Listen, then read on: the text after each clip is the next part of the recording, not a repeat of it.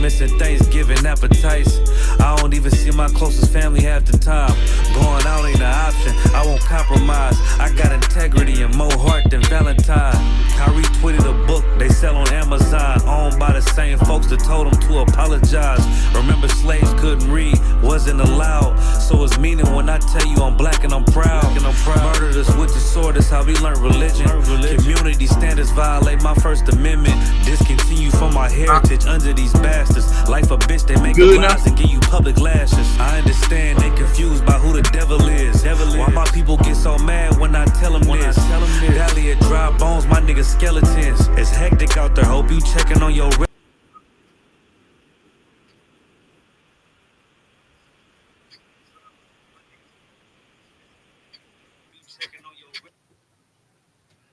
Okay, there we go. Hey, so Locky, we had a little technical difficulty, but we back. Then let me just start it over then. We can see the stream. Okay, it's over. Let me know if y'all can see now. You can write in the chat. Let me just start it over then. Okay. Once again, with the Israelite School of Universal and Practical Knowledge, started out of 1 West 125th Street in Harlem, New York, under commanding General YAHANNA, man. And today we're going to be talking about nepotism. That's a hot topic right now with the Lakers and LeBron James and the whole family, I guess, that orchestrated this thing to draft Bronny, his son, I think in the second round, like the 55th pick. So, yeah, I mean, it got the whole sports world in uproar. You got people on one side saying, hey, man, he did what he's supposed to do. He did what any good father would do. Then you got people on the other side saying, oh, this is just, this is what's wrong with this country. Nepotism is wrong. I mean, it shouldn't happen in sports or in life in general. So it's a polarizing subject. So I just wanted to talk about it a little bit. I got a couple of videos I wanted to play. And just use the scriptures to show you that what LeBron did. Like he did what we're all supposed to do. Now, let me give you my disclaimer. Do not go to LeBron James for spiritual advice. Don't go to him for medical advice. You know what I'm saying? Don't go to him for anything dealing with the Most High in Christ. Don't do that. But he might be able to show you a thing or two about being a good father. You know what I'm saying? And the brother's not in the truth. I'm not saying that, he's a righteous man. But what I am saying that what he did and what he was able to do for his son is biblical. I saw some fake Israelites. You know what I'm saying? Ironically, fake Israelites are saying that, it's wrong and, Bronny James didn't deserve it. No, what's the word I saw? I saw unqualified. He's not even qualified. God damn, Aaron. Nigga not even qualified. What was he playing? Was he playing tennis or something first? Or what? Was he on the couch eating chips? I mean, so Bron just picked this nigga off the couch. Like, hey, you come play for the Lakers. I guess. So I guess is what it was. But either way, though, I want to get to some of these videos. One that I want to show is wait, hold on. You oppress. Wait, I want to show y'all this right here. This right here is a list of things. The things in red is what I can't say. And the things in green is what I am allowed to say. I'm going to try my best to stick to the green side. So I can't say that. So I'm going to say this oppressor, who most likely is an alternative lifestyle, and I'm pretty sure is the son of people who have abused us in the past. Give myself a hand. So, yeah, let's get this. Let's get this Edomite. Let me share this. I'm only gonna share a little bit of what this person had to say. Let me see right here. Share the screen. Okay. Why I want you to put me up there with it? Put me on the side of this person right there. Let me see. Okay. All right. And let's get with this oppressor had to say. LeBron James has completed one of the most stunning coups in sports history, albeit one of the most predictable and totally unsurprising. First of all, show him the devil just said. He said LeBron James has committed a coup. That is extreme. You know what I'm saying? Anytime I've ever watched these little lawyer shows or business shows, when they talk about a coup, that's a bad thing, Aaron. That is punishable by death. That is like what would they call it? What does America call that stuff? Treason. It's kind of like treason. Like a coup is something that's evil and shouldn't be done.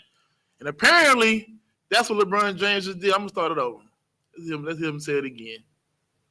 Well, LeBron James has completed one of the most stunning coups in sports history, albeit one of the most predictable and totally unsurprising ones. As the now deadbeat laughingstock Lakers organization, formerly one of, if not the most storied and revered in NBA history, drafted a kid who would not have been anywhere remotely close to anyone's big board if he were not the son of the fraud king himself, LeBron James. But credit to the self-proclaimed fake GOAT for single-handedly willing his son into the NBA on the back of the good old nepotism pony, as the LA Lakers drafted his scrub son with the 55th pick in the NBA draft. The Los Angeles Lakers select Bronny James. And again, that was after a season where Bronny averaged just 4.8 points per game on a bad college team this past season, and that was before measuring in at just 6. Okay. That's enough. Now, aside from his personal opinions of who LeBron James is, right? He said he single-handedly willed his son into the league. He said that. His scrub son at that. Scrub. I could go down a list of all the second-round picks in NBA history that averaged less than 4 points per game that were drafted. I can do that. I can go to the pick that was picked last year, the 55th pick. No one cared about it. There's a brother who didn't get drafted. I believe he averaged 16 points per game for USC. And everybody is like, well, the Lakers should have got him. Because he, if it wasn't for LeNepotism, if it wasn't for what did he say? He called it the nepotism bomb or something like that. If it wasn't for that, they would have got him, the 16 point per game guy. There were 3 picks after Bronny. The 56, 57, and the 58. The 59th and 60th overall pick were vacated due to some penalized to these teams, so they couldn't draft. So Bronny was one of the last 4 people to be picked in the NBA draft. No other team picked the old boy either. Nobody else picked him. So, I mean, I don't see what the problem is at 55. Now, this oppressor, he's flabbergasted that nepotism is happening. It didn't take much. I did a little soft search. I wanted to pull up something for you real quick. Let me go ahead. If I could. Uh-huh. He also said that LeBron frauded his son. Like, he was a fraud. The fraud king. The fraud king to get his son in the league. That's crazy. I hate for a guy getting his son in the league out of all the years of living. Out of all mine either. Here we go. I want to show you something. Now, I watch movies. You know what I'm saying? Don't get me wrong, I watch TV. But the list I'm about to show you, I don't know half these people. I'm sure you would know them because you know everybody. I don't know any of these people. So, but I do want to bring this out real quick. Or pull this up, rather. This is an article from Cosmopolitan, right? And this article talks about let me see if I got the name. I present all the celebs you didn't know were Nepo babies. So when I was researching this, I didn't even know that was a thing. Like, nepotism is so much ingrained in the world, they have a nickname for it.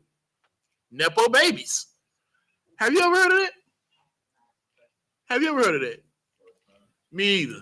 I haven't heard the word nepotism. They've used nepotism more than women have used gaslighting.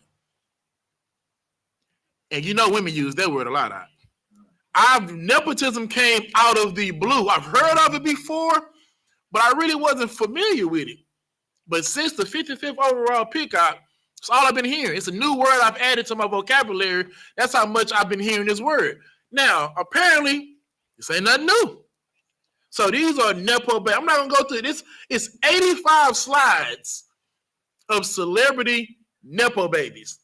And I'm not going to go through all of them. But when I did go through some of them, I learned some things about these people that I didn't even know. So now, Nicole, reality star, fashion designer, and Sophia Richie. She's a model. I know who this guy is. That's what, was it Lionel Richie, right? I know who he is. And it's funny, too. This article says, when your career is so bright, you have to wear shades. They scratched out thanks to your dad.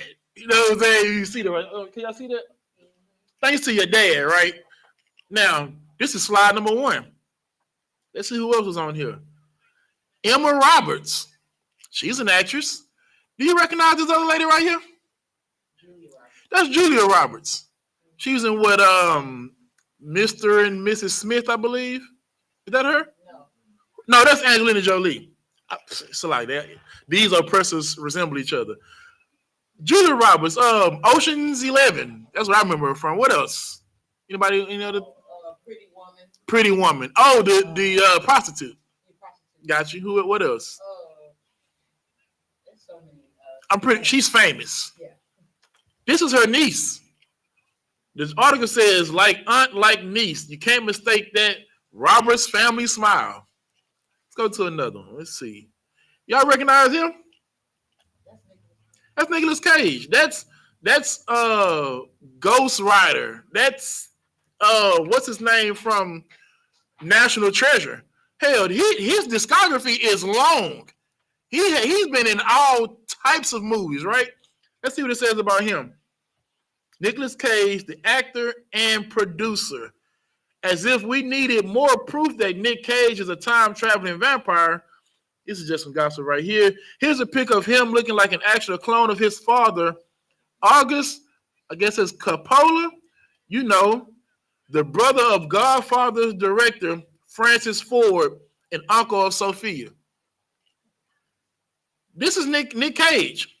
I've never heard nobody say Nick Cage didn't deserve where he's at or that he's a Nepo baby. And I've watched a lot of his movies. You know what I'm saying? Very entertaining character. Let's get some more. This is who we just talked about him. Sophia Coppola, however, actress and filmmaker. Wait, maybe I wasn't clear enough. Sophia Coppola and Nicolas Cage are cousins. Damn. That's kind of close, right? Let's see. Now, I don't know who this person is. Y'all know who this is? Yeah, I'm going to skip them, but Nepo baby. I know who this person is. No, I don't know the person. I know the parent. Lily Rose Depp. She's an actress and a model. Her father is Jack Sparrow, Johnny Depp. You know what I'm saying? And listen, Johnny Depp is one of the greatest actors ever. You know what I'm saying? And his daughter is an actress and a model. I'm sure she made it, off her talent and her looks. Her work ethic.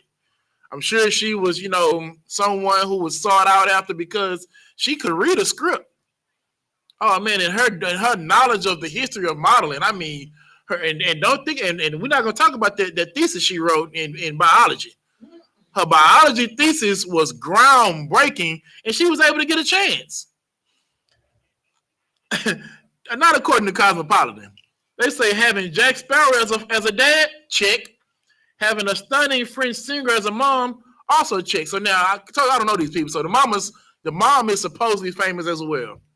We 6 slides in. Let me see who else is on here. Hold on. Let's not go too far. Who is that? Oh, I don't know this person. I don't know this person either. I know this person. George Clooney, America's favorite white boy. Can I say that? America's favorite oppressor boy. And let me see. It says, long story short, his dad is a famous anchorman, Nick Clooney, and his aunt is old Hollywood star Rosemary Clooney. George Clooney, Rosemary Clooney, and Nick Clooney. Is this not nepotism? No one ever said George Clooney didn't deserve a spot. No one ever said, hey, why is George Clooney on the screen? Why are you giving him these? I don't know if he won awards, but I mean, if I was voting, he would have had one. Ocean's 11 is one of my favorite installments. You know what I'm saying? Love the movie. Love all of them. So I've never looked at that and said he shouldn't have. You know what? I didn't even know his father was in the industry. That's how far removed from it I am. Now, let me see. Let me see if we can run through a couple more of these people you recognize. Zoe Kravitz. She's an actress. I'm sure she was top of the line at Berkeley. Is it Berkeley? Where would they go for the the College of Acting? I'm sure she was top of the line. Her father being Lenny Kravitz, I'm sure had nothing to do with it. Let's see, Jennifer Aniston. I've heard of that name.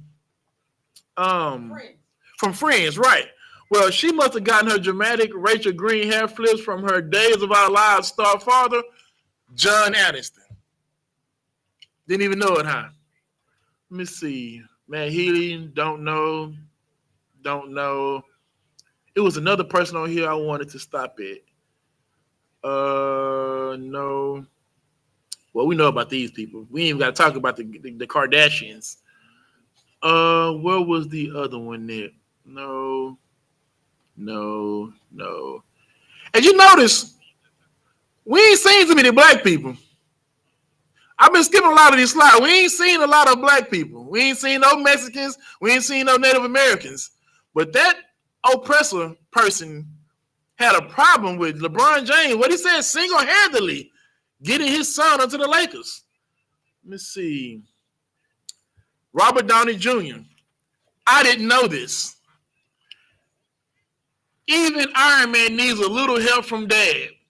Not only was his father, Robert Downey Sr., a popular filmmaker in the 60s and 70s, but his uncle was a writer on Saturday Night Live. This is his uncle.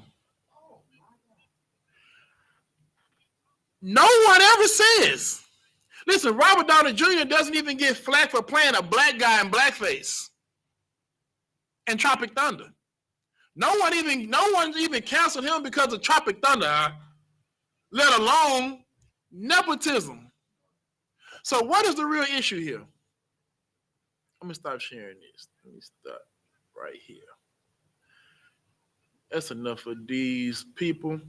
Now, what I want to show now, right?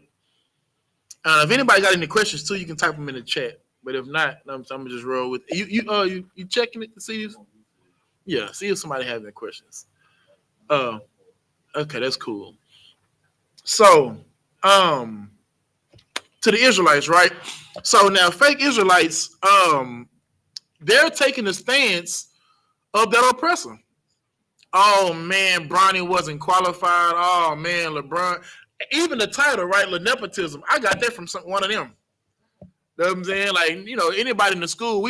First of all, what is the first thing we ask a brother or a sister when they decide to come to class or come into the school? What's the first thing we ask them?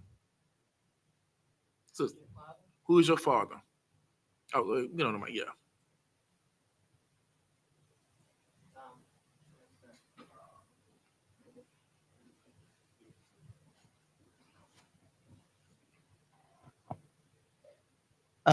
They ask who their father is. We ask who their father is. Why? Because entrance into the Israelite school of universal and practical knowledge is predicated on your father. You're only in here because of your father. Which brings me to some of these scriptures. Let me get some of these scriptures real quick. Get me Genesis 16. I'm not 16. Genesis 6 and 17. I'm gonna read 17 and 18. And I got another video I want to play too. But just to show you that nepotism, it's in the Bible. It's biblical. Paul said, where there's no law, there's no sin. Where there's no transgression of the law, because that's what sin is. Well, I don't think there's a law against nepotism, because if it is, then I think this would be wrong. You heard what I asked for? 17. Mm-hmm. This is the book of Genesis, chapter 6, verse 17.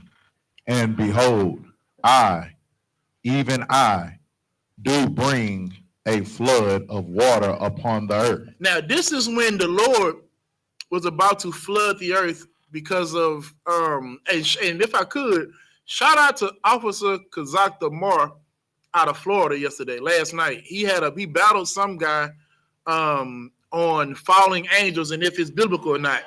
And brother, when I say he slaughtered him, it was ridiculous. It was so bad, really. Okay, now don't get me wrong, Kazak did his thing for sure, but the brother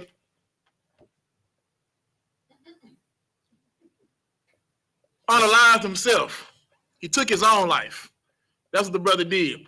The whole title of the debate is, are fallen angels biblical? Now, unless I didn't forgot what biblical means, doesn't biblical means pertaining to the Bible? In his opening round, he read from the Ascension of Isaiah. I don't know what the hell that is, but I can guarantee you it was not in the Bible. And when I tell you Kazak made mincemeat of this brother in his Book of Enoch, Book of Jasher, and all this garbage and nonsense, right? Just completely, I'm talking about obliterating him out. Oh my God. I don't know if they recorded that, but if they put that on YouTube, they'll have to put a warning on it. It was that bad. He completely did. But the reason why I brought this up, because of course, one of the contentions was the Genesis 6th chapter, when they talk about the sons of God sleeping with the daughters of men. Where here, this is what the Lord brought on the flood, right? So we up at 17 and we start at the beginning again. And behold, I, even I, do bring a flood of water upon the earth to destroy all flesh, wherein is the breath of life from under the heaven, and everything that is in the earth shall die. Everything that's in the earth that shall what? Shall die. Okay. Everything in the earth is going to die because of these waters that the Most High is bringing. Read the next part. But with thee. But with what? But with thee. So now everybody is going to die on the earth. But what? But with thee. Will I establish my covenant. Now, it didn't say with y'all. It didn't say with everybody. It said with thee. Who is the thee in this? Noah. Keep reading. And thou shalt come into the ark. Thou. And thy son. And thy wife. And thy sons' wives with thee. With who? With thee. This is the Lord establishing a covenant with Noah. Not Noah and his family, but with Noah is who he established it with. Through Noah, it extended to Noah's wife, Noah's 3 sons, and their wives. I wonder what would have happened if they were not Noah's children. Things would have been pretty bad, I think. If it wasn't for good old nepotism. If it wasn't for good old nepotism. Oh man, Shem, Ham, Japheth.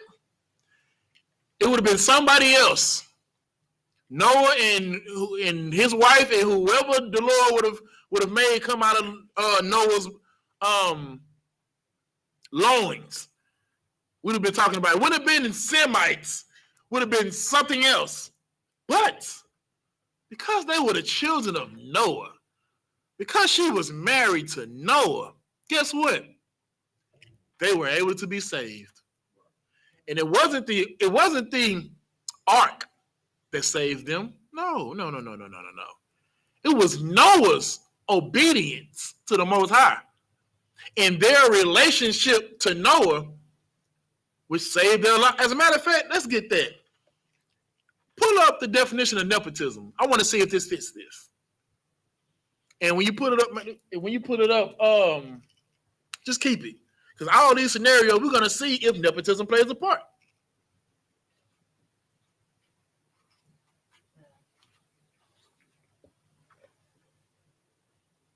What, you found it? Mm-hmm. The mic work over here? No. You want her to read it? No, go ahead, read it, sis. The definition of nepotism: the practice among those with power or influence of favoring relatives, friends, or associates, especially by giving them jobs. Okay, wait. Read that definition again. Read it one more time.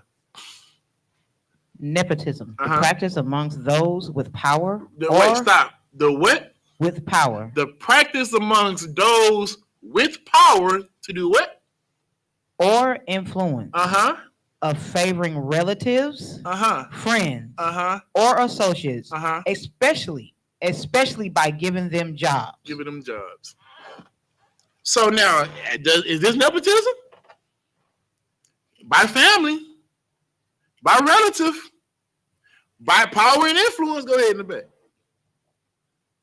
If you want another definition, they also have nepotism is an act of granting an advantage, privilege, or position to relatives or friends in an occupation or field. Good night. Read it again. What are you giving? Nepotism is the act of granting an advantage. Granting an advantage. Now, we just read at the end of verse 17, everything that is in the earth shall die. Everything. What the next part say? It says granting an advantage, privilege, or position to relatives or friends in an occupation or field. Now, everybody was going to die. But the Lord said, but with thee I will establish my covenant. And his wife, his sons, and their wives got the advantage to live. Go ahead, sis, you want to say something? If I may, they said the actual meaning of nepotism, the unfair use of power. Read it again. The unfair use of power in order to get jobs or other benefits for family or friends. The unfair use of power. Now, everybody on the earth died except for Noah, his 3 sons, and their wives. 8 people lived off the nepotism of 1. If they were not Noah's sons, where would they be? Where was Noah's cousins? I don't think I seen Noah's cousins on here. What about Noah's friends? Did they make it? What about his wives' people? Noah had a wife, she had a family. She had a father, brothers potentially, nieces, nephews maybe. I don't think they was on the ark. Why was she there and her family? She was married to Noah. I think that's nepotism. You think they was crying about that? I think nepotism would have been I think everybody wanted that nepotism. Moving forward. Give me Genesis 17:1 real quick. And I want to play this video. And this video, for those of you who have children, right? Especially for the men, for the brothers who got children. And Bronny is his firstborn. This is Bronny's Jr. This is LeBron James Jr., right? You know how you feel about Junior. you know, the inheritance go to Junior. Like, this is your first child. And I think he had him when he was like, what, 18? You know what I'm saying? I think he was probably coming out of high school. Maybe the real was, you know, his wife was pregnant. Who knows? You know what I'm saying? This is his firstborn son. I want to play this video real quick.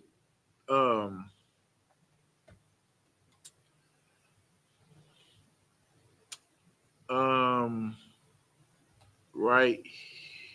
Is this the one? Okay, yeah, right here. One on my fucking list. That's dope. He's number one on my list. Who you want to play with? Okay, this is the I must have missed the question. This is the question right here. Listen to what he said. Who you want to play with? Ronnie is number one on my fucking list. That's dope. He's number one on my list that I want to play with for You sure. want him to beat you? You think? Nah, he can't beat me. Hey, Brownie, Nah. beat your daddy, man. Not too long ago, I said, I asked him, I said, what you want to do with this? Like you want to get to the pros? What you want to do? He's like, yeah. I said, why? He said, because I want to make a name for myself. And when I heard that, I was That's more like, motivating than money. Yeah. I was like, Legendary. That's the bigger motivator than money. What you gonna say to that? Nothing. I said, well, let's fucking get it. Let's get it. Let's get it. Say no. That's all I need to hear. What he's saying to you in your face is, I appreciate what you did. But back the fuck I up. want to be me. Yeah, and I love it. By the way, he changed his name to Bronny. Now, they asked his brother, who would you want to play with? If you had a list of players you got a chance to play with, who would it be? He said his son. It's number one on his list. He said he talked to his son, and his son said the thing that he wanted to do most in life was make it to the NBA. You know what LeBron said? Let's get it. Now, this was, when did they film this? This is like 2 years ago. He said, let's do it. This is a father paving the way for his son. Surely cannot be wrong with that. As a matter of fact, before we go there, give me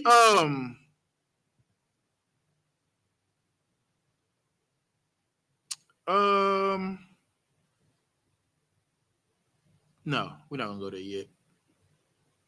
We'll come back to it. Read what you got right there. We're gonna read verses 1 through 8 real quick. Genesis 17, 1 through 8. This is the book of Genesis, chapter 17, verse 1. And when Abraham was 90 years old and 9, the Lord appeared to Abraham and said unto him, I am the Almighty God. Right. Walk before me and be thou perfect. And I will make my covenant between me and thee, and will multiply thee exceedingly. Right, read that part again. He gonna make his covenant with who? I will make my covenant between me and thee. The Lord is telling Abraham, I'm gonna make a covenant between me and you. He didn't say me, you, and your sister and your cousins too. He didn't say that. He said me and you. This is a deal that the Lord is coming to Abraham about. I'm gonna make a deal with you. Keep reading. And I will multiply thee exceedingly. Keep reading. And Abraham fell on his face, and God talked with him, saying, as for me, behold, my covenant is with thee, and thou shalt be a father of many nations. Okay. Let me see. Skip down to verse 7. This is the book of Genesis, chapter 17, verse 7. And I will establish my covenant between me and thee, and thy seed after thee in their generation, for an everlasting covenant to be a God unto thee. Right. And to thy seed after thee. So now this is the Lord telling Abraham, because of you, thy seed, his seed, and all the seeds of that generation are going to have a covenant. because of you. We always say Abraham, Isaac, and Jacob. We never say, Jacob, Isaac, Abraham. Why? Because Abraham is who he established a covenant with. Read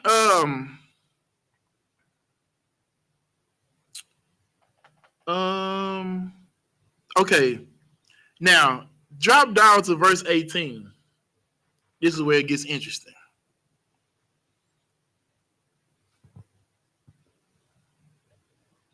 This is the book of Genesis, chapter 17, verse 18. And Abraham said unto God, "Oh, that Ishmael might live before thee." Whoa, hold on. Read that part again.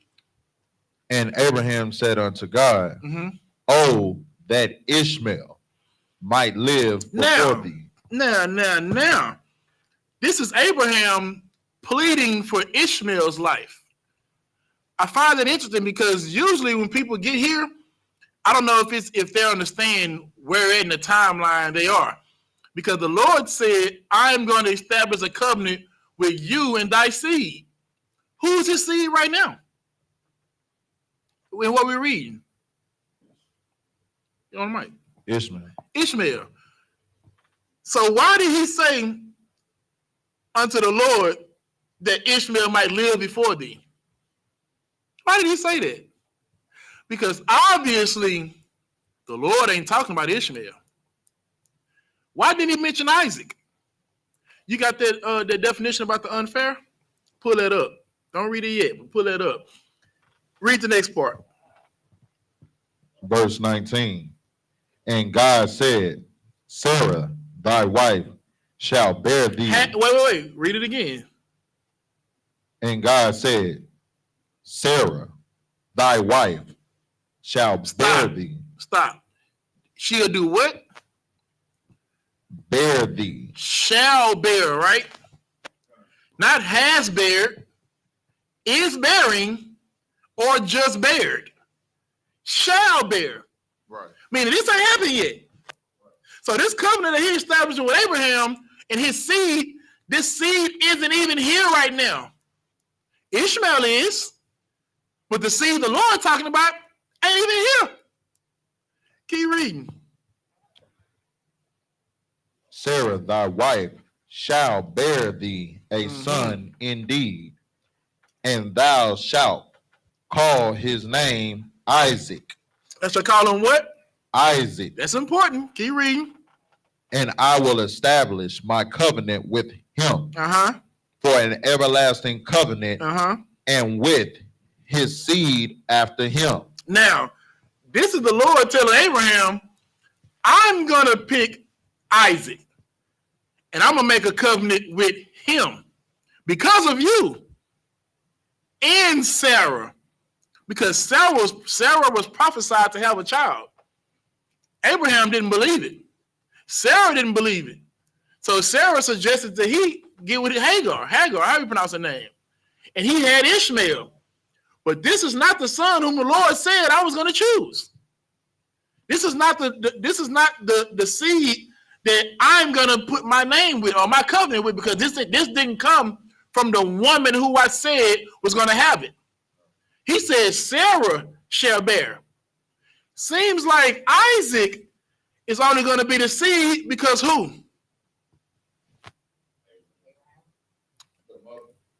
Give him a hand. The mama. Because Ishmael is already here. That's Abraham's seed. But it's not Sarah's. Read verse 21. But my covenant will I establish with Isaac, which Sarah shall bear unto thee at the set time in the next year. When? At the set time in the next year. Now, it takes 9 months to have a baby, right? So if this seed the Lord is talking about is going to be here in the next year, is Sarah even pregnant right now? She's not even pregnant. Is this fair to Ishmael? I don't think. Listen, is this fair to Ishmael? The Lord said, "I'm gonna make a covenant with your seed, Abraham." Ishmael's Abraham's seed. I bet Ishmael out there like, okay, covenant seed is only me. And he says, Sarah shall bear. Oh. What about the firstborn? Don't the inheritance supposed to go to the firstborn? Read the definition of nepotism again for me. Nepotism, the unfair use of power. The what? The unfair use of power. Now, the unfair use of power. Power was used right here. Whose power was it? It was the Most High. If the firstborn is usually the one who gets inheritance, and Ishmael isn't getting it and is skipping him, is it fair? And it also says, if I may, practice of favoritism based on kinship. Give her a hand. God damn. The practice of favoritism based on kinship. Well, let's see. They both came from Abraham. That's a check. But he said Sarah was going to bear it. Listen, Ishmael, you can go, you're going to be a great nigga. You know what I'm saying? You're going to have 12 princes and you're going to be blessed. But my covenant is going to go to Isaac. And that's what happened. Is this not nepotism? Is it unfair? Absolutely. But is it just? Absolutely. You know what I'm saying? Give the Lord a hand for good old nepotism. Oh, yeah, we are nepotism babies. Okay, let me see. I want to, I was going to play that video again, but I'm going to stop this one. And I got one more video I want to play. And,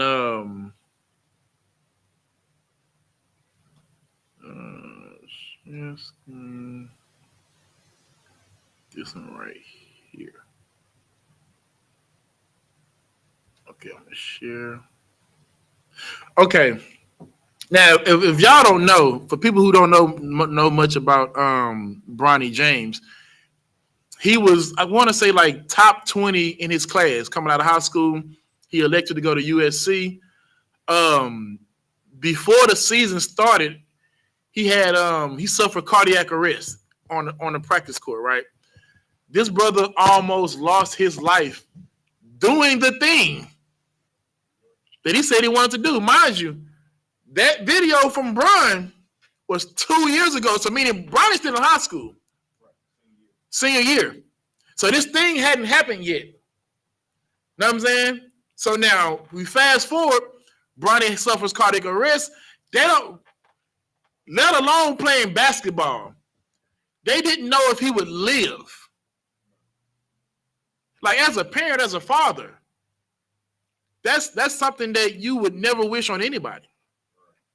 You want to say? Okay. Yeah, the idea of your son dying at practice would devastate anybody.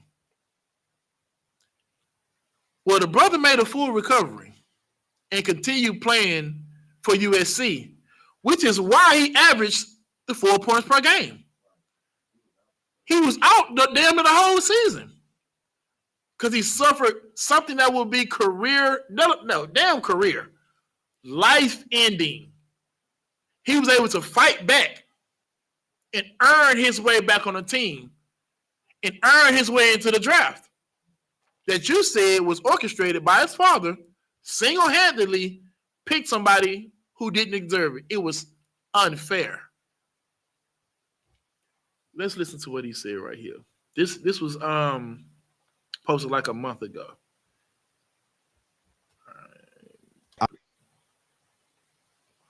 I want to actually start with Bronny. Yeah. This past week, he was in Chicago at the Combine. And first of all, I've never met Bronny. But I will say, in all the interviews and clips that I saw, his perspective and his mindset at that age was like really stood out. It was actually quite remarkable. For you as a dad, and obviously my kids play basketball and they're much younger, but as a dad watching him go through this process, what's it like? Wow, this is where we're kicking it off with, huh, JJ? We go right to that topic. I love it. I love it. First of all, I want you to notice something. Did you see the smile on his brother's face? This was filmed while his son was in Chicago for I think it was the combine, getting ready for the draft, right? This is well after the cardiac arrest. This smile isn't just a smile of a father who is realizing that his dream, as well as his son's dream, is about to come to fruition. But the fact that he overcame something and fought to be there. He fought. You know how many people give up on their hospital bed? You know how much they when people are like I don't want to say deathly ill, but let's say somebody has cancer, right? And they're going through the process of chemotherapy. You know, they encourage family members to be there because just having a support system gives a person the will to fight to live. The will to fight, because you can just give up. You know how many people just give up on life because no one is there? Imagine you when you was at your lowest. You know what I'm saying? Having somebody there to keep going for. Well, Bronny had his parents. And this is his father talking about seeing his son in Chicago during the combine. You know, as a parent to be able to be, there to witness a child of yours start to live out a dream of theirs is something Bronny has always talked about, and he's, said, we asked him plenty of times, like, what is your end goal? And his end goal is to be in the NBA. And to see him almost at that moment, for a parent is something that you could just be in awe of, because I mean, that's what you want your kids to be able to live out their dreams, and whatever that is, whatever, direction they take, you want them to be able to live out their dreams. And for, myself and Savannah to be there and be at the combine this past week in Chicago, to see him out there with other kids that's trying to live out their dream. It was a pretty remarkable, I don't know what to say, / this is exciting, feeling for our whole family. And I probably know the same feeling for him as well. Okay.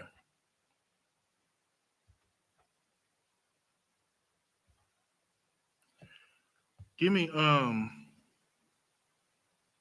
Psalms 110:1.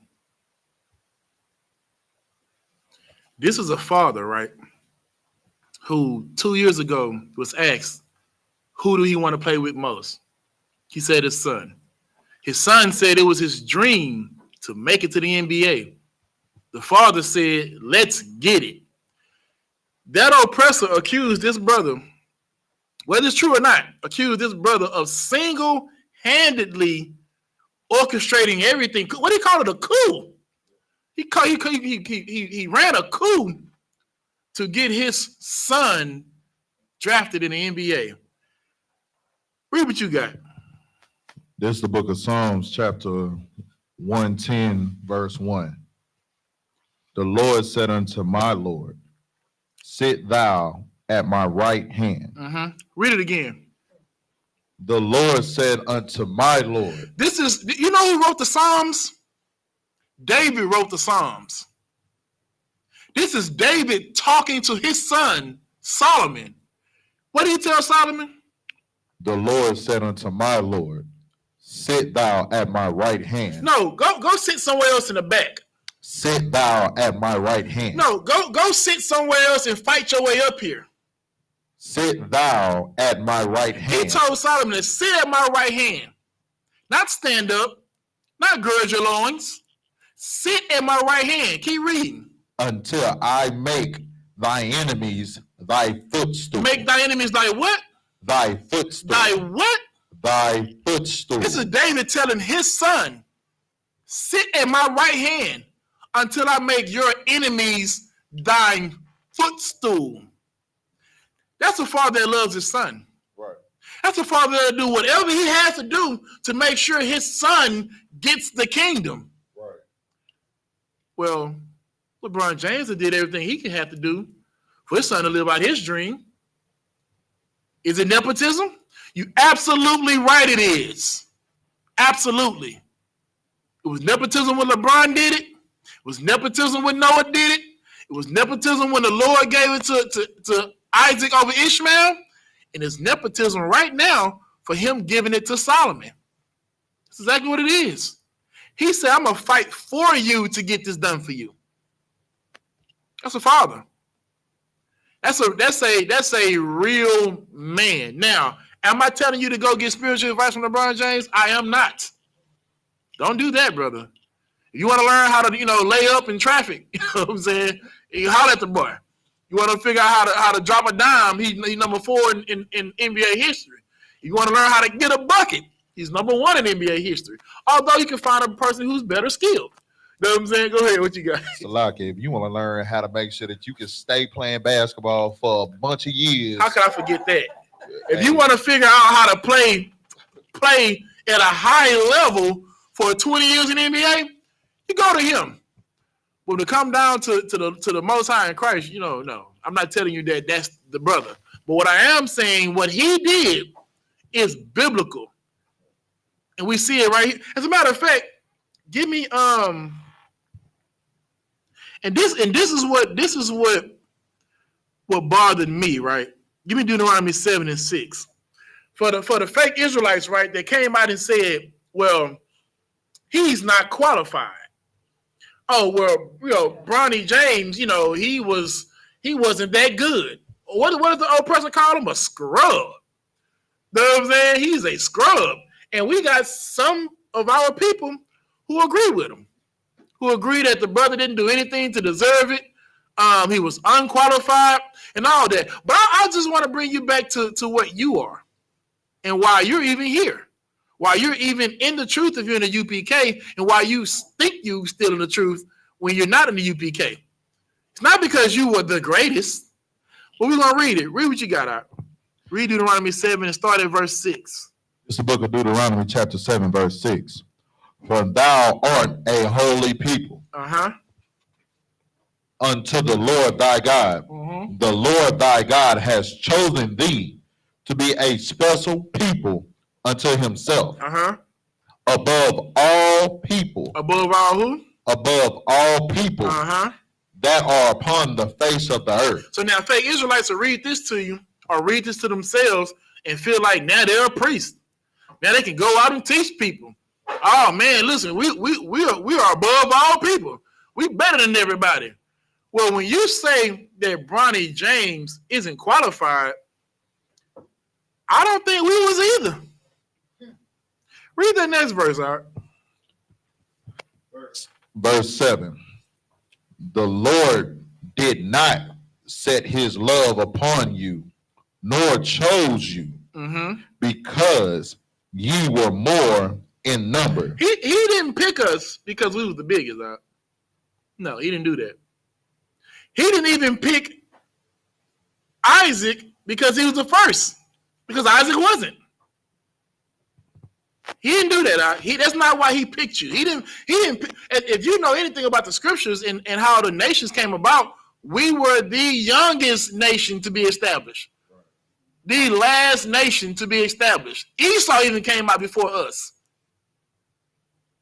That is probably the most famous nepotism in the Bible, when the Lord chose Jacob over Esau. And Esau was the oldest, therefore he was the one who's supposed to receive the inheritance. And the Lord, what was the definition about nepotism? Unfair. The unfair use of power and influence. Well, the Lord did that. The Lord picked us. Not because we were the biggest, not because, like they said all the time in Egypt, right? Egypt had all the math. Egypt had all the building tools, all the whatever, the great whatever, all the knowledge, right? And Captain Zariah tells them, we don't have to be first. We don't have to be the best at math. We don't have to be the best at building. We don't have to be the best at whatever you want to, whatever competition it is. We don't have to be the best. But the Lord chose us. He didn't choose you. Keep reading. The Lord did not set his love upon you, nor choose you, because ye were more in numbers than any people. For ye were the fewest of all people. You hear that? He didn't pick you because you were so great, because you was the smallest. You were the poorest. You are the most less fortunate. Like, if you go read about Jacob and Esau, Esau was a hunter. Esau brought back something to the table. When they were talking about what you're going to bring to the table, Esau brought meat to the table. He went out there and he hunted and he unalived animals to bring home meat for the family. Jacob dwelled in tents. You know what I'm saying? Like, he was chilling. But he was picked. Not because he was some great hunter. Not because he was some great, whatever. He was picked because that's just what the Lord chose to do. Because of the covenant he had with Abraham and Isaac. Keep reading. Verse 8. But because the Lord loved you, and because he would keep the oath which he had sworn unto your fathers. Wait. Which he had sworn unto you? Unto your fathers. No, because you was just, you deserved it. You did everything you're supposed to do, and he swore to you. Because he would keep the oath which he had sworn unto your fathers. No. Clearly you were qualified. Clearly you as an, fake Israelite was just so qualified because you have everything. You're just so entitled.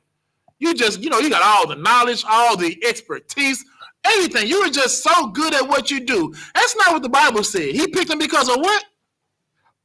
But because the Lord loved you, and because he would keep the oath which he had sworn unto your fathers. He swore an oath to your father. That's why he kept you. You are the chosen seed because of something your father did. Because Jacob wrestled a goddamn angel. That's what he did. Your father, our father, wrestled an angel and got a blessing. So because our father had because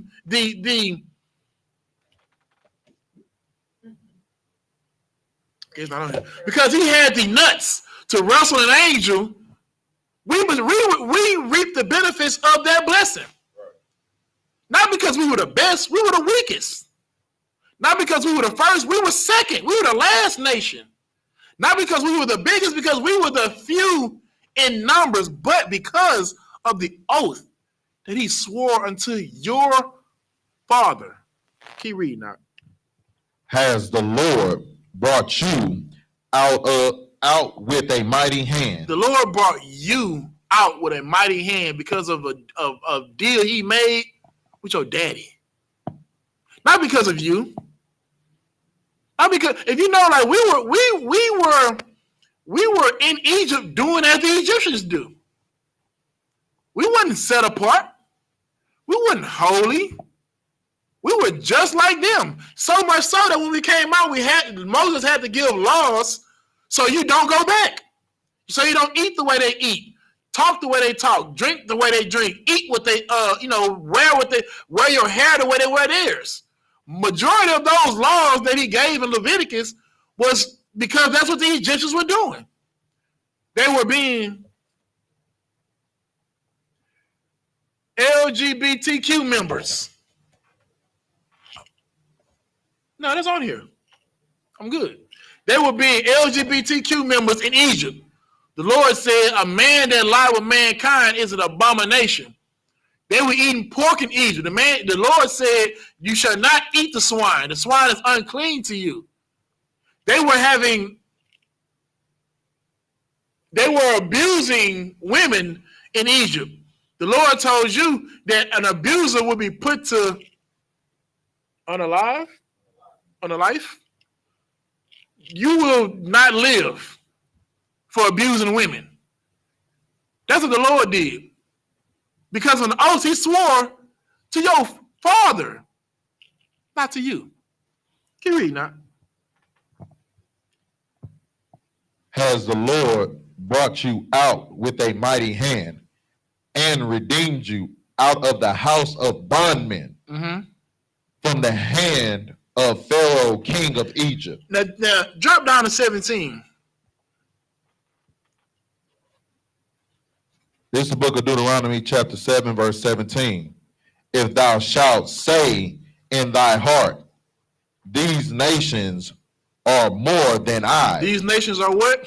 More than I. These nations are what? More than I. So you think they're better than you because you see the rulership that they have, see the power that they have, all the prestige that they have, and you're the slave in their kingdom. This is back in Egypt, no differently than today. You look at that and say, well, surely they are more than I. What did the Lord say? Keep reading. Then I, how can I dispose of them? Verse 18, thou shalt not be afraid of them. Read it again. Thou shalt not be afraid of them. I know you think, right, you're unqualified. It's like you thought Bronny James was. You're unqualified because these other nations are just so much better than you. I mean, you know who I'm glad who didn't think that way? LeBron James. LeBron James didn't think that these other nations were better than him. He knows all the Nepo babies. We went through a whole slide of them. He knows that what he was doing ain't the first time it's ever been done, and it's not going to be the last. So he didn't look and say, well, they're doing this because they're better than us. Oh, Jeannie Buss, part owner of the Lakers. I wonder how she got that. Oh, it's because she was just so qualified. She was just so qualified. Let me tell you something. Let me tell you about the thesis that she wrote. Her architecture thesis, her business managing thesis that she wrote in college will blow your mind. But that's not why she got that. Her father was the owner. The Buss family owns the Lakers. Or what about Donald Trump? You know, when Donald Trump became president, you cannot be a president and the head of businesses at the same time. So he had to step down from all his businesses. And guess who he gave it to? He gave it to the most qualified person from Harvard that was on his staff. Oh, no, he didn't do that.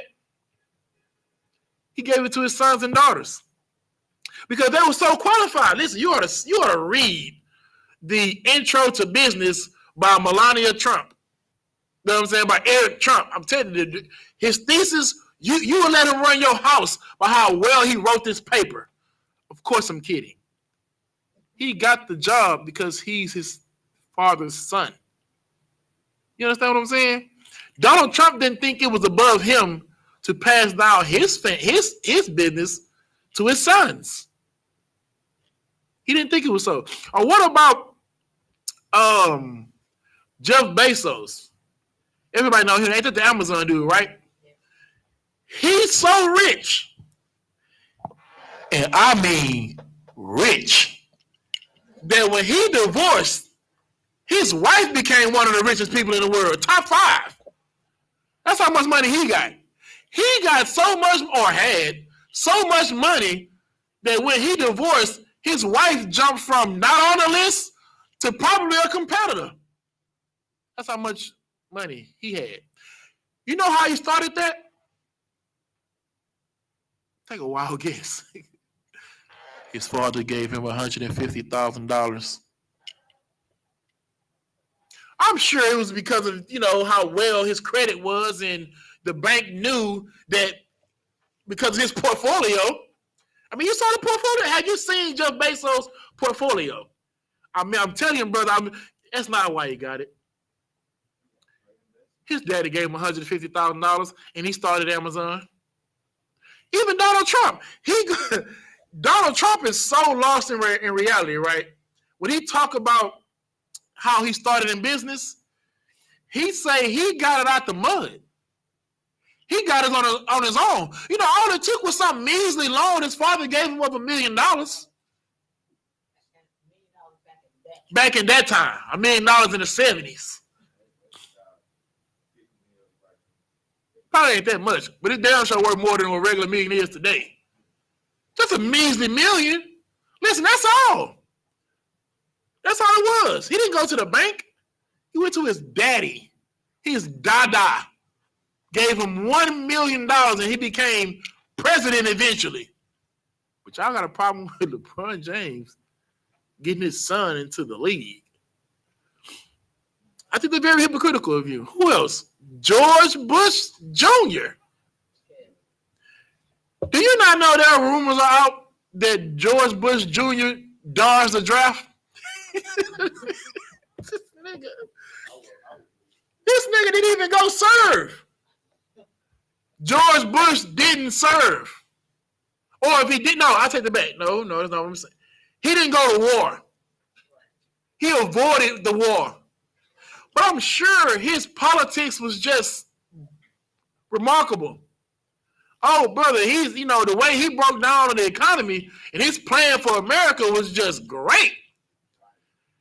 Nah, I think maybe his father had something to do with it, who was also a president, George Bush Sr.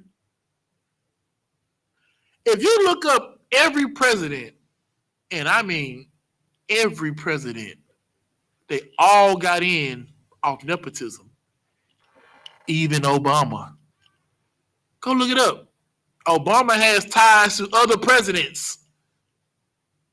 Nepotism is in your face. You know what they call it? The way things go. They call it life. We got to put a word to it because it's unfair. No sweat. We're going to keep showing you that the idea of what some may call nepotism is in fact biblical. What were you at? Keep reading. And when you finish 18, we're gonna drop it. But go ahead, finish that out. This is the book of Deuteronomy, chapter 7, verse 18. Thou shalt not be afraid of them, but shall well remember what the Lord thy God did unto Pharaoh and unto all Egypt. Okay, so let's drop that in. I mean, I can just beat it into the ground with this because it's everywhere. It is everywhere in the Bible.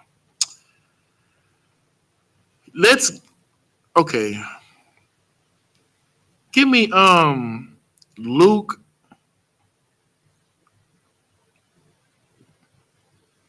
1:31. Wait, you know what?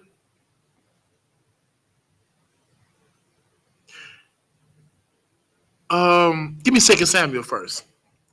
2 Samuel 7:12. We're gonna read 12 and 13 first. I really had these the other way, but I think I need to read that first.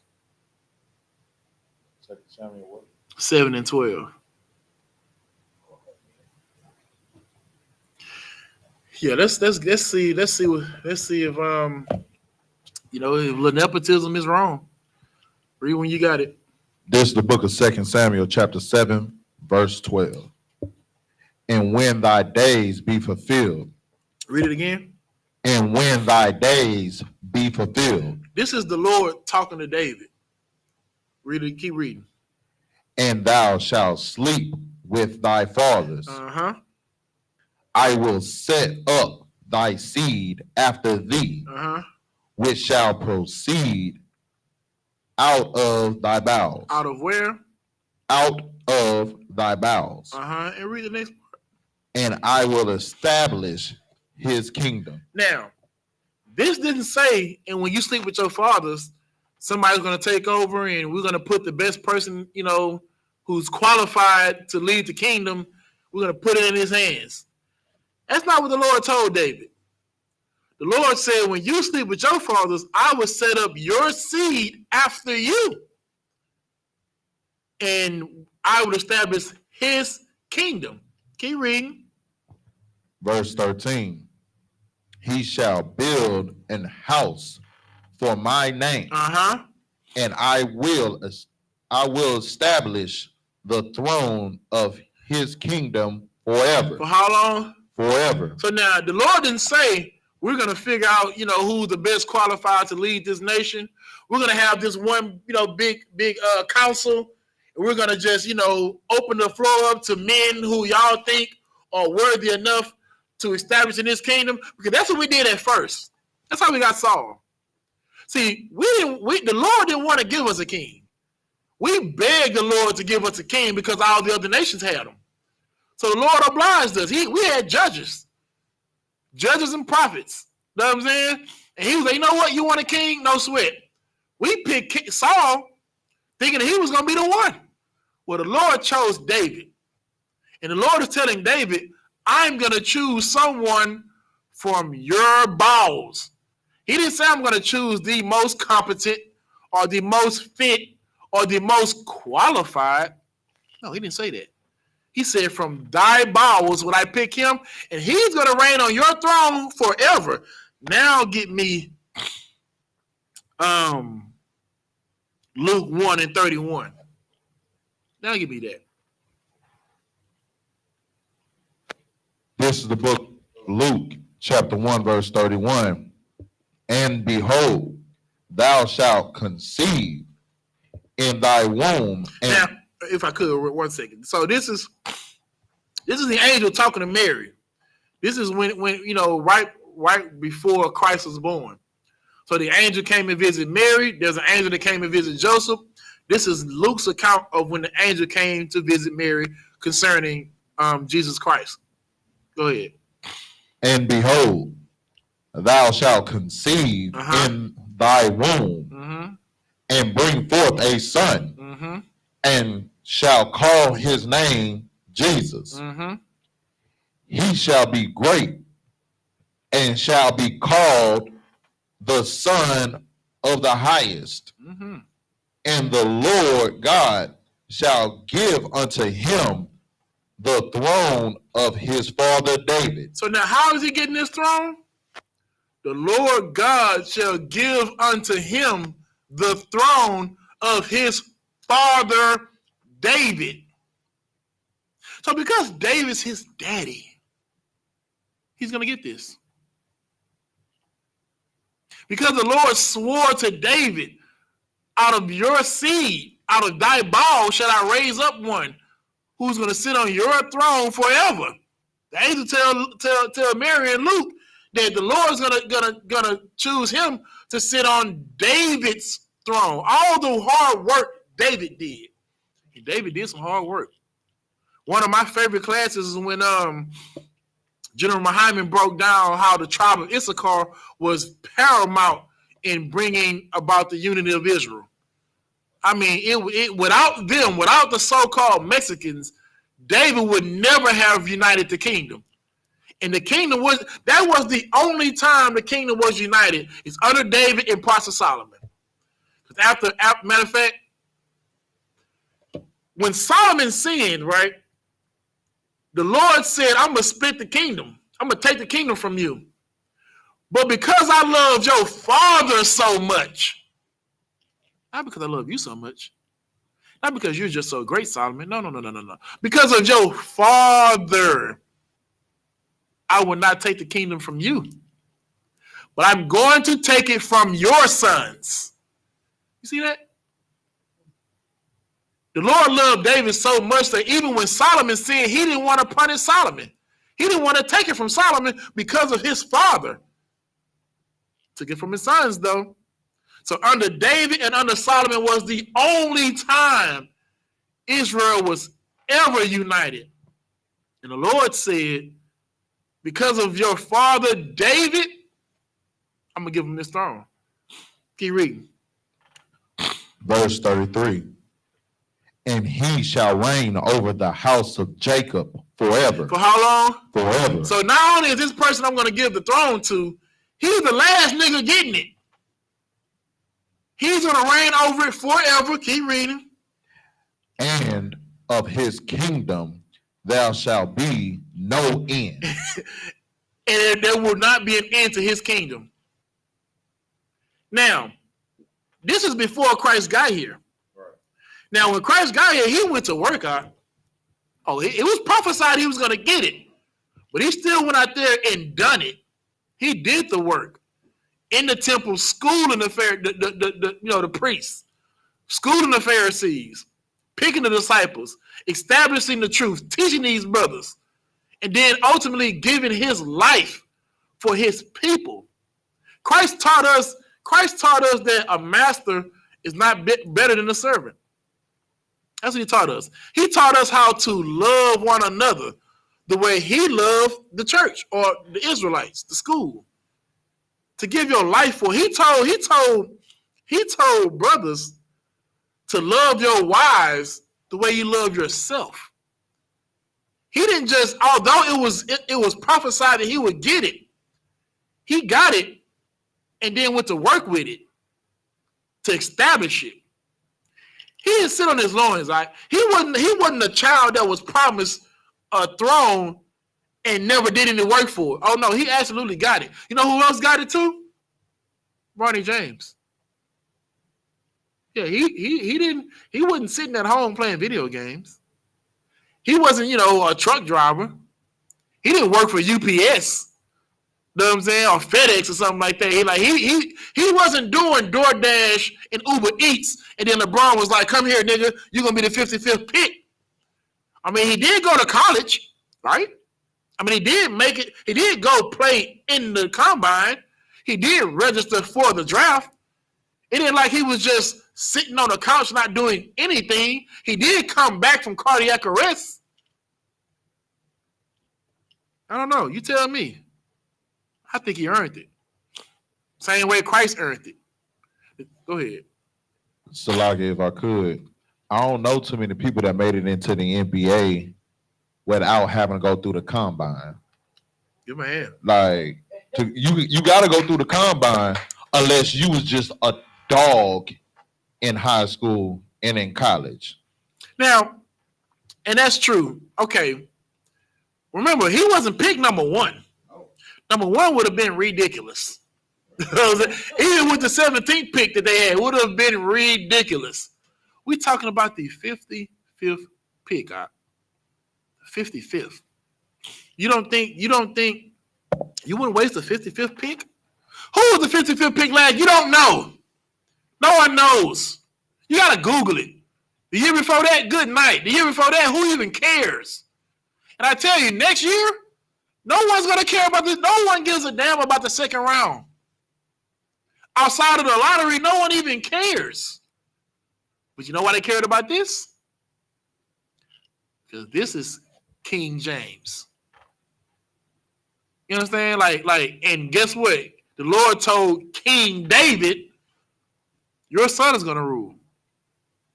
King David told Solomon, sit down on my right hand while I make your enemies my footstool. So King David paved the way for his son to take over. Go ahead. Okay, if I could, just real quick. It's crazy how the internet and everybody's making this just a big old deal. Because when the oppressor uses nepotism, nobody says nothing. Nobody bats an eye. They're not going to speak on it. They're not going to even talk about it. It's been done from generations on down to generations. Right. That to them, that's leaving a legacy for somebody else to pick up. Give him a hand. That's exactly what it is. But for LeBron to do it, he's the biggest, he's the king fraud of getting his son there. Did a coup. He did a coup. A coup. It ain't the fact that he was great, so he's leaving a legacy for his other sons, and his other sons actually had to grind for it too, because he's not just giving it to him like, Donald Trump getting $1 million, The boy had to go to the combine and actually do good in the combine. That's true. Say it again, sis. America is the biggest hypocrite ever. They built on it. The whole preamble to the Constitution was built on hypocrisy. Now, so we showed it, right? We showed nepotism is in the Bible. The unfair use of power is in the Bible. It's nepotism. Because of what your father was, that's what you are today. Because of Noah, Ham, Shem, and Japheth, they lived. Because of Abraham, Isaac got the covenant. Because of Isaac, Jacob got the promises. Because of Jacob, we are allowed to come into the truth today. Well, no, Salakia. Because of Christ. But because of Jacob, that's why we Israelites. But because of Christ is why we got a second chance. And speaking of second chance, now this is for anybody in the school, right? You know, who may, and I know it ain't nobody here. Like, we all understand what we're in here fighting for. Like, we're not just trying to make it. We're trying to rule it. You know what I'm saying? Especially the men here. We go through Hebrew Academy for a reason. We're trying to be the 144,000, Christ's, sidekicks. We're trying to be the 144 to rule under Christ. That's what we're trying for. That's what we're seeking to do. We're not just trying to make it, just trying to get by. We're trying to make thine election sure. Listen, David said, if I can just be a doorman into the kingdom. And if that's what ended up happening, I ain't tripping on that either, Lord. But if I could rule something, that's what I'm going to do. Now, give me Revelation 7 and 9. And I'm going to skip a lot of it and just get to the 9th verse. But in Revelation, the 7th chapter, that's when it talks about the 12,000 from each tribe becoming the government structure of Israel, the 144,000. And that's what every man, I don't see why would you be here if you're not working towards that, working towards being, the elect, one of the people to, listen, I've done our jobs here. Like, I've worked for Esau. I'm still working for Esau. Like, I don't have a glorious position. You know what I'm saying? Like, I am a slave here. Lord willing, I want to rule some shit. I want to call some goddamn shots. You know what I'm saying? Quite like when that lady asked Christ, can my sons sit at thy right hand? He said, I don't know if you know what you're asking. Can they be baptized the way I'm baptized? Listen, I'm trying to be baptized the way Christ is baptized. That same scrutiny Christ is under, I'm under that. I don't go out and teach what the world loves to hear. I go out and teach what Christ taught so that the world can hate me just like it hated him. That's what I'm trying to do. In the hopes that what I do will go down to my son. And we're going to read about it. Read, start at verse 9. This is the book of Revelations, chapter 7, verse 9. After this, I behold. So now this is after the 144,000 was sealed. Go ahead. And after this, I beheld, and lo, a great multitude, which no man could number, of all nations, and kindreds, and people, and tongues, stood before the throne and before the Lamb, clothed with white robes and palms in their hands. So now this is all the other brothers and sisters who were not the 144,000 chosen to serve with Christ. These are the rest of the brothers and sisters who've made it on the chariots. Read the next part. Verse 10. And cried with a loud voice. With a what voice? And cried with a loud voice. Keep reading. Saying, salvation to our God, which sitteth upon the throne, and unto the Lamb. Do you hear that? This is a cry that the people who just made it on the chariots are saying. Salvation, being free from persecution, being free from your enemies, from the hard bondage in which you were made to serve. This is Judgment Day. This is the day where the Lord cracked open the books, and your name was in the book of life. You know what I'm saying? Like you, like through Christ, you was able to not be that person you was anymore. And now because of the deed that you've done, give me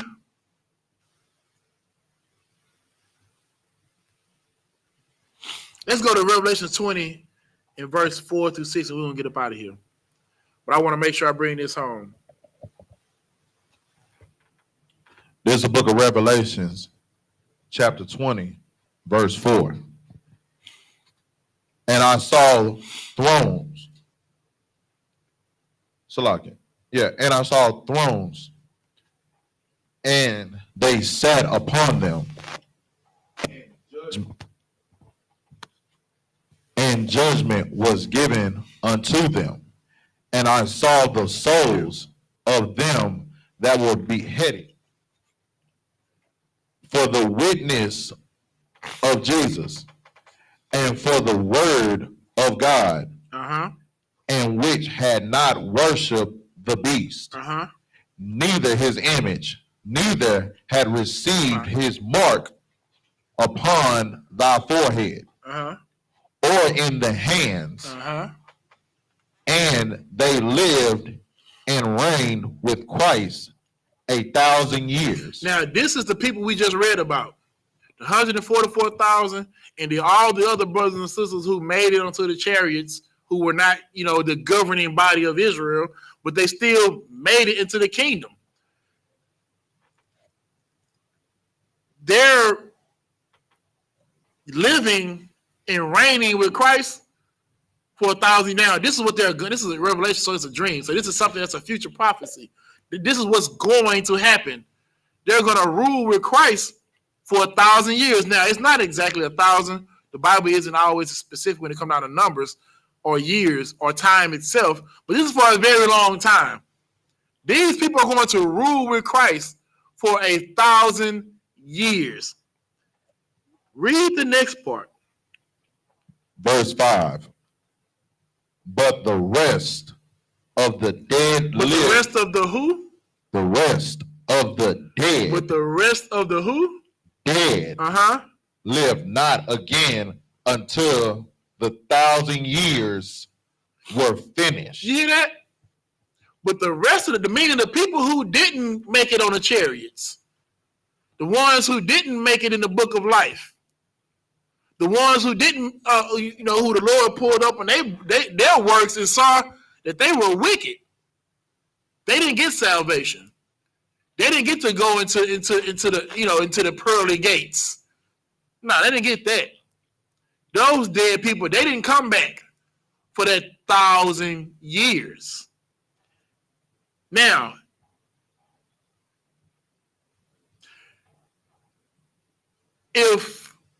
how can I word it so I won't give it away? If those people who didn't make it in the book of life didn't live during that 1,000 years, who were the people who were reigning, dying, and I think I just gave it away. Who are the people living and reigning with Christ for the 1,000 years? Get on the mic. The Nepo babies. I mean, that's obvious, but explain how it's nepotism. So you talking about the kids that's coming from those that are reigning. So say for instance, if it was you, it'll be you and your family and all your kids and your kids' kids that came along with you and made it because you made it. All them kids and the generations that's gonna keep passing down, all those is gonna come. What happened? Because that's you almost got me there. But there's only one thing you're missing. I'm gonna ask this. So what happens? It is gonna give it away, but what happens when I die? You're gonna be reincarnated. Into what? The nepotism. Give me a hand. We there. Did you hear that? We there. Remember, the people who didn't make it on the chariots, those dead, they don't live for 1,000 years. And reincarnation is biblical. So everybody that's dying and coming back within that 1,000 years, they're dying and coming back into the kingdom, or in Lord willing, in our case, into the 144, based off who?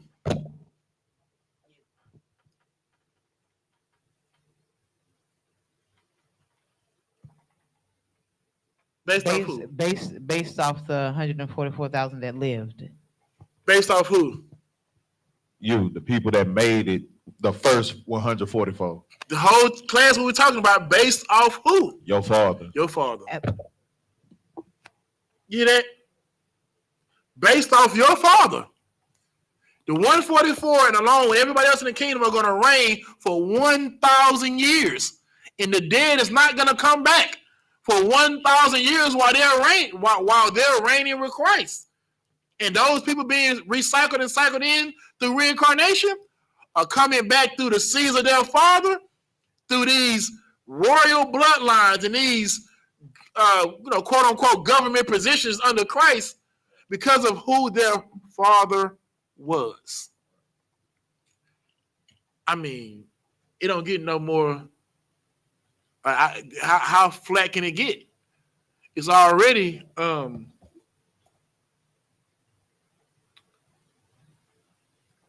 it's about as flat as the oppressor's daughter's butt. It's about as flat as it's gonna get. Nepotism is inheritance. That's all it is. Nepotism is an inheritance.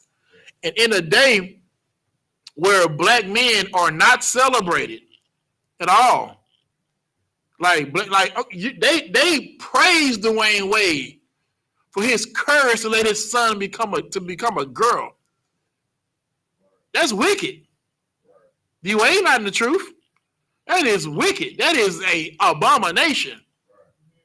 Well, LeBron James, he made it a way to where his son can make it in the NBA and achieve the dreams that he wants to achieve.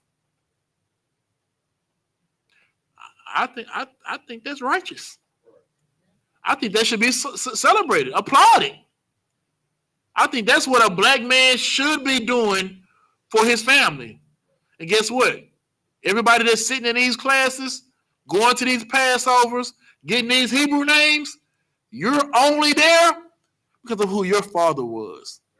So before you fix your lip to say something about a man and giving inheritance to his father, look at yourself and say, if it wasn't for my father, would I be here? With that, I'm going to pass the class over to Officer Ryan.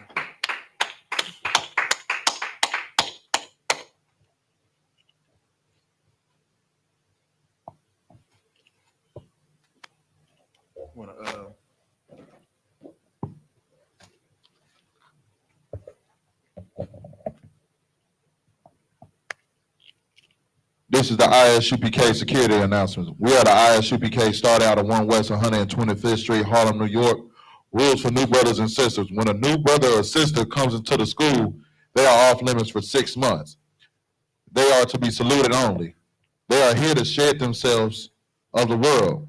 If they need transportation, the teacher will arrange it. After 6 months, if a brother or sister is interested in a particular person, he or she must get permission from the head to speak to the brother or sister. There are another 6 months where the brother and sister will court each other. After the 6 month period, the brother and sister will get permission from the head to marry. Tithes, which is the commandments, Numbers 18:21, Malachi 3, 8 through 10, means a tenth in the Hebrew, ma'asharah. 10% of every penny of any increase the Lord gives you. Give to the Treasury Department. The priest funds, free will offer for priests, not mandatory. Whatsoever amount you would like. The upcoming holy convocation, memorial of the blowing of the trumpets, first day of the 7th month, Wednesday, the 2nd of October, 2024. Read Leviticus 23, 24 through 25. If any brother wants to become a trooper in the school, start wearing black boots, shirt, headband, and scarf. And those are the security announcements.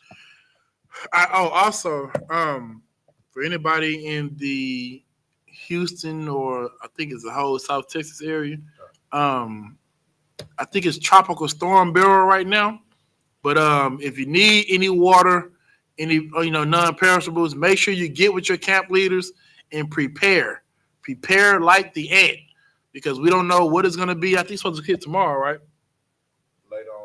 Later on tonight. So we don't, you know what I'm saying? We don't know what it's going to be. So just make sure you're prepared. I know you are, but in case you're not, make sure you call your camp leader or the nearest brother in your zone, or your captain or whatever. Make sure you get some water and all the things you're going to need in case you're stuck in there or the lights go out. With that, you can say Amayim, stand. And one courtesy salute to the brothers. And of Israel, Amayim. Salakia. Amayim Shabbat. Amayim. Barak. Yahweh Hashem Yahshua Barakatah. Daimata. Sorry, means turn to the sisters. And here's going to do one courtesy salute to the sisters. Men of Israel. Amayim Shabbat. Amayim. Barak. Yahweh Shemalatah Ba'Hashem Yahushua. Daimata. Bad dismissed.